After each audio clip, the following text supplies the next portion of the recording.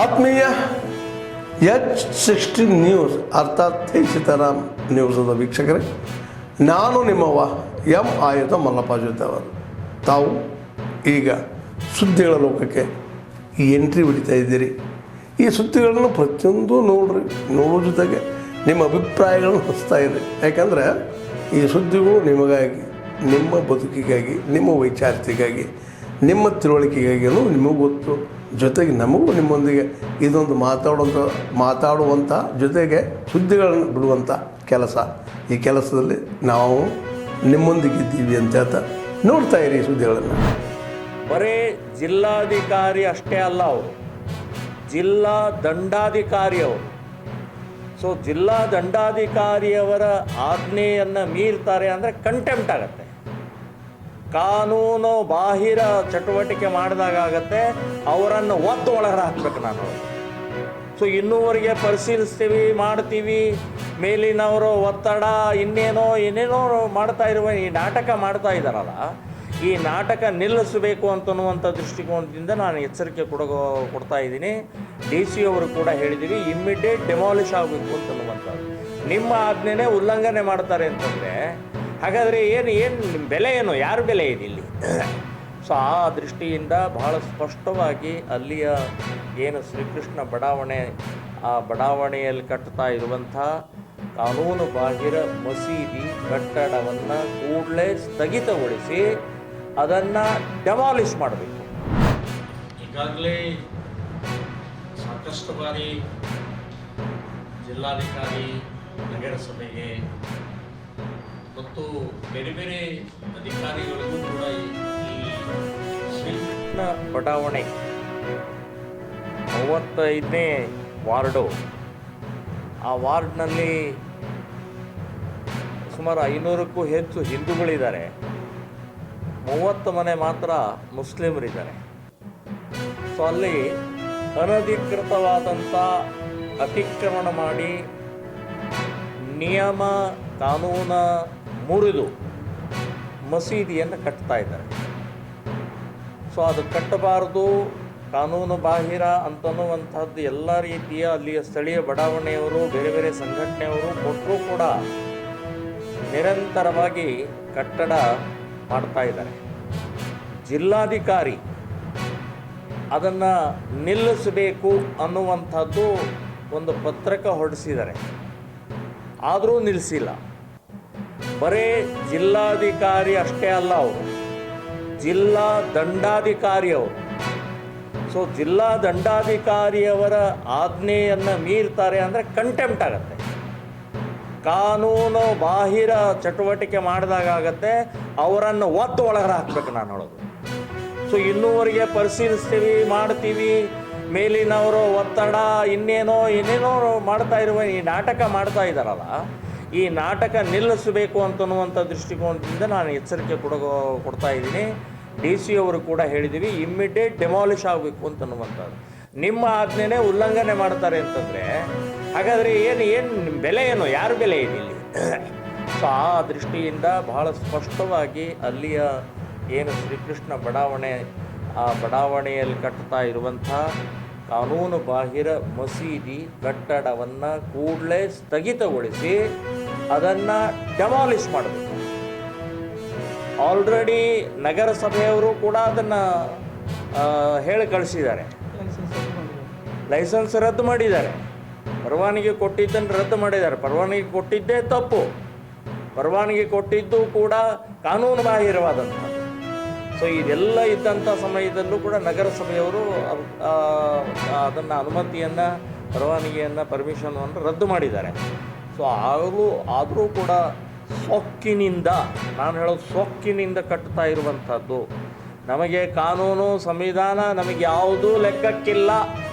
ಹಾಗೆ ವರ್ತನೆ ಇಲ್ಲಿಯ ಶ್ರೀಕೃಷ್ಣ ಬಡಾವಣೆಯ ಮುಸ್ಲಿಂ ಗೂಂಡಾಗಿರಿ ಮಾಡ್ತಾ ಇರುವಂಥದ್ದು. ಇದು ನಡೆಯೋದಿಲ್ಲ, ಈ ಆಟ ನಡೆಯೋದಿಲ್ಲ. ಇದನ್ನು ಬಹಳ ಎಚ್ಚರಿಕೆಯಿಂದ ನಾವು ಕೂಡ ಗಮನಿಸ್ತಾ ಇದ್ದೀವಿ.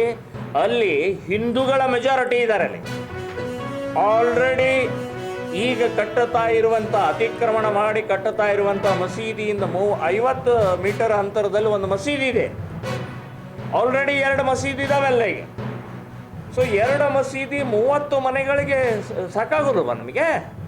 ಯಾತಕ್ಕೆ ಬೇಕು ನಿಮಗೆ ಮಸೀದಿಗಳು? ಅಲ್ಲಿ ಹಿಂದೂಗಳಿಗೆ ಈಗಲೇ 2 ಮಸೀದಿಯಿಂದನೇ ಸಾಕಷ್ಟು ತೊಂದರೆ ಆಗ್ತಾ ಇದೆ. ಅಲ್ಲಿ ಜಾತ್ರೆ, ಉತ್ಸವ, ಹಬ್ಬ, ವಾದ್ಯಗಳನ್ನು ನಿಲ್ಲಿಸುವಂಥ, ತೊಂದರೆ ಕೊಡುವಂಥ ಪ್ರಕ್ರಿಯೆ ಮಾಡ್ತಾ ಇದ್ದಾರೆ.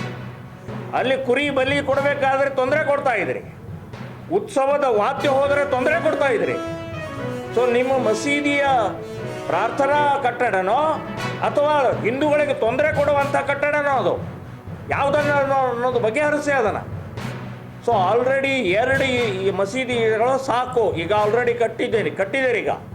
ಸೊ ಅಲ್ಲಿ ನೀವು ಪ್ರಾರ್ಥನೆಯನ್ನು ಮಾಡಿ 3ನೇದನ್ನು ಕೂಡಲೇ ಅದನ್ನು ಡೆಮಾಲಿಷ್ ಮಾಡಬೇಕು, ತೆಗೆದು ಹಾಕಬೇಕು ಅಂತನ್ನುವಂಥದ್ದು ಕೂಡ ನಾವು ಈಗಾಗಲೇ ಜಿಲ್ಲಾಧಿಕಾರಿಗಳಿಗೆ ಮನವಿಯನ್ನು ಕೊಟ್ಟಿದ್ವಿ. ಮುಸ್ಲಿಂ ಮುಖಂಡರು ಕೂಡ ಯೋಚನೆ ಮಾಡಬೇಕು. ಈ ರೀತಿಯ ಸಂವಿಧಾನ ಬಾಹಿರ ಡಾಕ್ಟರ್ ಅಂಬೇಡ್ಕರ್ ಸಂವಿಧಾನ ರಚನೆ ಮಾಡಿ ಒಂದು ಏನು ನಿಯಮ ಹಾಕಿದ್ದಾರೆ, ಕೋರ್ಟ್ ಇದೆ, ನ್ಯಾಯಾಲಯ ಇದೆ, ನ್ಯಾಯಾಧೀಶರಿದ್ದಾರೆ, ದಂಡಾಧಿಕಾರಿಗಳಿದ್ದಾರೆ, ಪೊಲೀಸ್ ವರಿಷ್ಠ ಅಧಿಕಾರಿಗಳಿದ್ದಾರೆ. ಇವರ ಮಾತನ್ನೇ ಕೇಳದೆ ನೀವು ಉದ್ದಟತನದಿಂದ ಮಾಡ್ತಾ ಇರುವಂಥದ್ದು ನಾವು ಇದನ್ನು ಒಪ್ಪೋದಿಲ್ಲ. ಸೊ ಈ ರೀತಿ ಏನಾದರೂ ಆದರೆ ನಾಳೆ ಗಲಭೆ, ಗೊಂದಲ, ಗಲಾಟೆಗಳಾದರೆ ಮುಸ್ಲಿಂ ಮುಖಂಡರು ಮತ್ತು ಜಿಲ್ಲಾ ವರಿಷ್ಠ ಅಧಿಕಾರಿಗಳೆಲ್ಲ ಜವಾಬ್ದಾರಿ ಆಗ್ತಾರೆ ಅಂತನ್ನುವಂಥದ್ದು ಈ ಸಂದರ್ಭದಲ್ಲಿ ಹೇಳ್ತಾ ಇದ್ದೀವಿ. ಮುಸ್ಲಿಂ ತುಷ್ಟೀಕರಣ ಅನ್ನುವಂಥದ್ದು ಕಾಂಗ್ರೆಸ್ಸಿನ ನೀತಿ ಏನಿದೆಯಲ್ಲ, ಇದು ಅನಾಹುತಕ್ಕೆ ತೊಗೊಂಡು ಹೋಗ್ತಾ ಇದೆ. ನಿಮ್ಮ ಮನೆ ಒಳಗೆ ಕಟ್ಕೊಳ್ರಿ ಕಾಂಗ್ರೆಸ್ನವರೇ, ನಿಮ್ಮ ಮನೆ ಒಳಗೆ, ನಿಮ್ಮ ಮನೆ ಮುಂದೆ ಮಸೀದಿ ಕಟ್ಕೊಳ್ರಿ. ನೀವು ಇಲ್ಲಿ ಸಾರ್ವಜನಿಕ ತೊಂದರೆ ಕೊಡುವಂಥದ್ದು ಯಾಕೆ ಮಾಡ್ತಾ ಇದ್ದಾರೆ? ನಿಮಗೆ ಓಟ್ ಹಾಕ್ತಾರೆ ಅಂತ ಹೇಳಿ ಏನು ಬೇಕಾದ್ ಮಾಡೋದಾ? ಇದು ಆಟ ನಡೆಯಂಗಿಲ್ಲ. ಇದು ಆಟ ನಡೆಯಂಗಿಲ್ಲ. ಇನ್ನು ಮೇಲೆ ಈ ಚಿತ್ರದುರ್ಗವನ್ನು, ಶಾಂತ ರೀತಿ ಇದ್ದಂಥ ಚಿತ್ರದುರ್ಗವನ್ನು ನೀವು ಬೆಂಕಿ ಹಚ್ತಾ ಇದ್ದೀರಿ, ನೀವು ಗಲಭೆಗೆ ತೊಂದರೆ ಆಗ್ತಾ ಇದ್ದಾರೆ ಅಂತನ್ನುವಂಥದ್ದು ಕಾಂಗ್ರೆಸ್ನವರಿಗೆ ನಾನು ಹೇಳ್ತಾ ಇದ್ದೀನಿ, ಉಸ್ತುವಾರಿ ಮಂತ್ರಿಗೆ ನಾನು ಹೇಳ್ತಾ ಇದ್ದೀನಿ. ಈಗಾಗಲೇ ನಿಮಗೆ ಮನವಿ ಕೊಟ್ಟಿದ್ದಾರೆ. ಸೊ ಏನು ಆಗ್ತಾ ಇದೆ, ಏನು ಮಾಡ್ತಾ ಇದ್ದೀರಿ ಅಂತನ್ನುವಂಥದ್ದು ಖಬರಿ ಇದೆ ನಮಗೆ. ಸೊ ಇದನ್ನು ನಾವು ಭಾಳ ನೀವು ಸರಳವಾಗಿ ತಗೊಳ್ಬೇಡಿ ಅಂತನ್ನುವಂಥದ್ದು ನಾನು ಸ್ಪಷ್ಟವಾಗಿ ಹೇಳ್ತಾ ಇದ್ದೀನಿ. ಈ ಸಾದಿಕ್ ನಗರ ಅಂತ ನಾವು DC ಹೇಳಿದೆ. ಸಾದಿಕ್ ನಗರ ಅಲ್ಲ, ಅದು ಶ್ರೀಕೃಷ್ಣ ಬಡಾವಣೆ ಅಂತ ಅನ್ನೋದೇ ಶ್ರೀಕೃಷ್ಣ ಬಡಾವಣೆನೇ ಆಗಬೇಕು. ನಿಮ್ಮ ಎಲ್ಲ ಕಾಗದ ಪತ್ರಗಳಲ್ಲಿ, ನಗರಸಭೆ, ಜಿಲ್ಲಾಧಿಕಾರಿ ಕಾಗದ ಪತ್ರದಲ್ಲಿ ಶ್ರೀಕೃಷ್ಣ ಬಡಾವಣೆನೇ ಅಂತ ಆಗಬೇಕು. ಅದನ್ನು ಕೂಡ ಈಗಲೇ ಸಾದಿಕ್ ನಗರ ಅಂತ ಹೇಳಿ ನಾಳೆ ಪಾಕಿಸ್ತಾನ ನಗರ ಅಂತ ಮಾಡ್ತಾರೆ. ಅದನ್ನು ಒಪ್ಕೊಳ್ತಾರೆ ನಾವು? ಏನು ಬೇಕಾದ ಮಾಡೋದಾ? ಸೊ ಅದಕ್ಕೆ ನಾವು ಇದನ್ನು ಒಪ್ಕೊಳ್ಳೋದಿಲ್ಲ ಅಂತ ಭಾಳ ಸ್ಪಷ್ಟವಾಗಿ ಹೇಳಿದ್ವಿ. ಶ್ರೀರಾಮ ಸೇನೆ ಸಂಘಟನೆ ಅಲ್ಲದೆ ಎಲ್ಲ ಹಿಂದೂ ಸಂಘಟನೆಗಳ ಒಕ್ಕೂಟದಿಂದ ಇಡೀ ರಾಜ್ಯಾದ್ಯಂತ ಇದರ ಸಂಬಂಧಪಟ್ಟಾಗಿ ನೀವು ನಿಲ್ಲಿಸದೇ ಇದ್ದರೆ ಹೋರಾಟ ಪ್ರಾರಂಭ ಆಗುತ್ತೆ. ಚಲೋ ಚಿತ್ರದುರ್ಗ ಅಂತ ಕರೆ ಕೊಡಬೇಕಾಗತ್ತೆ ಅಂತನ್ನುವಂಥ ಎಚ್ಚರಿಕೆಯನ್ನು ಕೊಡ್ತಾರೆ. ಇದು ಒಂದು ವಿಷಯ ಹೇಳ್ಬಿಡ್ತೀನಿ.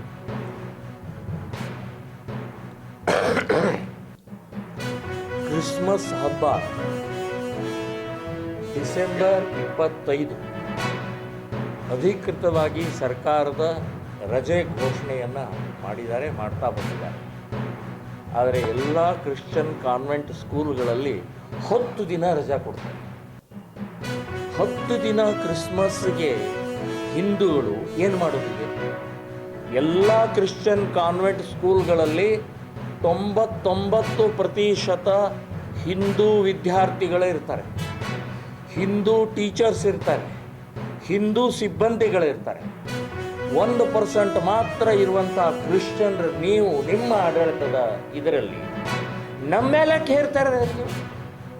ನಿಮ್ಮ ಕ್ರಿಸ್ಮಸ್ ನೀವು ಆಚರಣೆ ಮಾಡಿ, ಆದರೆ ನಾವು ನಮ್ಮ ಮಕ್ಕಳಿಗೆ ನೀವು ಶಿಕ್ಷಣವನ್ನು ಹೊರತುಪಡಿಸಿ ನಮ್ಮ ಮಕ್ಕಳ ಮೇಲೆ ಕ್ರಿಶ್ಚಿಯನ್ರ ಈ ಕ್ರಿಸ್ಮಸ್ ಹೇರುವಂಥ ಪ್ರಯತ್ನ ಯಾಕೆ?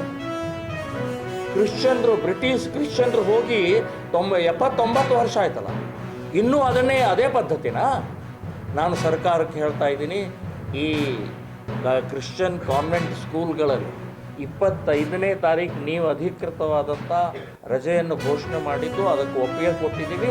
ಇನ್ನು 10 ದಿನದ ರಜೆಯನ್ನು ಏನಾದರೂ ಕೊಟ್ಟರೆ ಎಲ್ಲ ಕ್ರಿಶ್ಚಿಯನ್ ಕಾನ್ವೆಂಟ್ ಸ್ಕೂಲ್ಗಳ ಎದುರುಗಡೆಗೆ ಧರಣಿ ಮಾಡಬೇಕಾಗತ್ತೆ ಅಂತನ್ನುವಂಥ ಎಚ್ಚರಿಕೆಯನ್ನು ನಾನು ಕೊಡ್ತೀನಿ.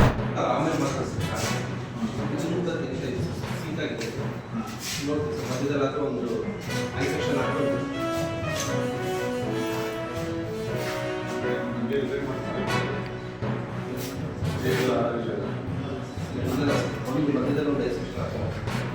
ಒಂದೇ ಇದೆ ತಾನೇ ಇದು ಮಾಡಿರೋದು.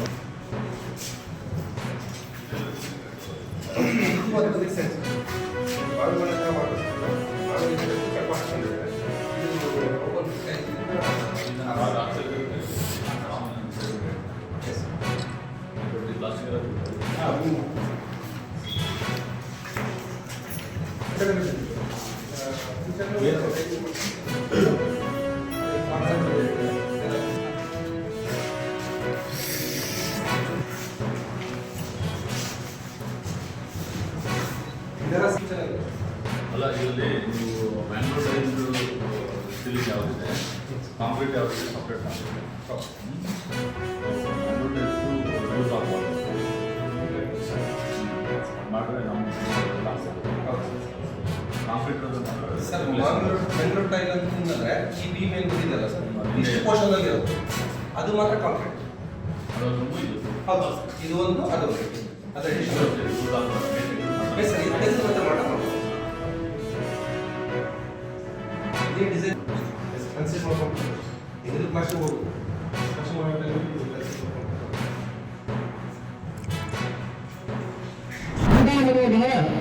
ಇರಬೇಕು ನಮಗೆ. ಕೆಲಸದ ಒತ್ತಡ ಇದ್ದೇ ಇರ್ತದೆ. ಈಗ ಮುಂದೆ ಆ ಕಡೆ ಇನ್ನೊಬ್ಬರು ಈ ರೀತಿಯಲ್ಲಿ ಮಾತನಾಡ್ತಾ ಇರ್ತದೆ.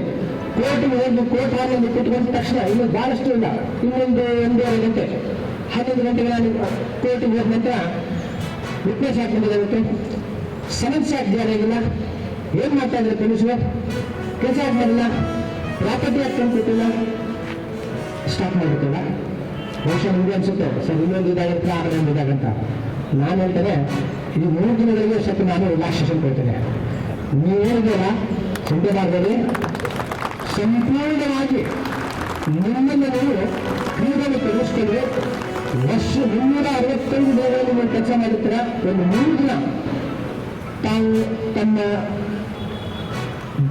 ಆರೋಗ್ಯಕ್ಕಾಗಿ ತಮ್ಮ ಒಂದು ಹಬ್ಬ ಅಂತ ಏನು ಮಾಡ್ತಾ ಇದ್ದಿಲ್ಲ, ಅದಕ್ಕಾಗಿ ನಾವು ಮೀಸಲಿಟ್ಟರೆ ತಕ್ಕಲ್ಲ ಅಂತ ಅನ್ಸುತ್ತೆ. ಯಾವುದೇ ಚಿಂತನೆ ತಾವು ತಮ್ಮ ಕಾರ್ಯಗಳನ್ನು ತಮ್ಮ ಆಡಳಿತಗಳಲ್ಲಿ ಭಾಗವಹಿಸಿ ಹೆಚ್ಚಿನ ಸಂಖ್ಯೆಯ ಕುಟುಂಬ ಸದಸ್ಯರು ಕೂಡ ಬರಲಿ ಅಂತ ನಾನು ಕೇಳ್ಕೊಳ್ತೇನೆ. ತಮಗೆ ಪ್ರೋತ್ಸಾಹ ನೀಡಿದರೆ ಇನ್ನೂ ಹೆಚ್ಚಿನ ಪರ್ಫಾರ್ಮೆನ್ಸ್ ಅನ್ನು ತೋರಿಸಲಿಕ್ಕೆ ಸಾಧ್ಯ ಆಗ್ತದೆ. ಆದ್ಮೇಲೆ ಎಲ್ಲ ಸುದ್ದಿಗಳನ್ನು ನೋಡಿದ್ರಲ್ಲ, ಏನು ಅನಿಸ್ತು ನಿಮಗೆ? ಇದರಲ್ಲೇ ನಿಮ್ಗೆ ಲೈಕ್ ಆಗಿರ್ಬೋದು, ಡಿಸ್ಲೈಕು ಆಗಿರ್ಬೋದು, ಕಾಮೆಂಟ್ ಬೇಡಪ್ಪ ಅಂತೂ ಅನಿಸಿರ್ಬೋದು, ಕಾಮೆಂಟ್ ಮಾಡಬೇಕಪ್ಪ ಅನಿಸಿರ್ಬೋದು, ಶೇರ್ ಮಾಡಬಾರ್ದಪ್ಪ ಅನಿಸಿರ್ಬೋದು, ಅದು ಮಾಡಬೇಕು ಅನಿಸಿರ್ಬೋದು. ಏನಾದರೂ ಆಗಲಿ ಶೇರ್ ಮಾಡ್ತಾಯಿರಿ, ಈ ನ್ಯೂಸ್ಗಳನ್ನ ಹಂಚ್ತಾ ಇರಿ, ಜೊತೆಗೆ ಇದಕ್ಕೆ ಸಬ್ಸ್ಕ್ರೈಬ್ ಆಗ್ತಾಯಿರಿ ಅಂತ ಹೇಳ್ತಾ H16 ನ್ಯೂಸ್ ಅರ್ಥಾತ್ ಹೇ ಸೀತಾರಾಮ್, ಇದು ಸತ್ಯದ ಕೈಗೆ ನಡಿ. ವಂದನೆಗಳು.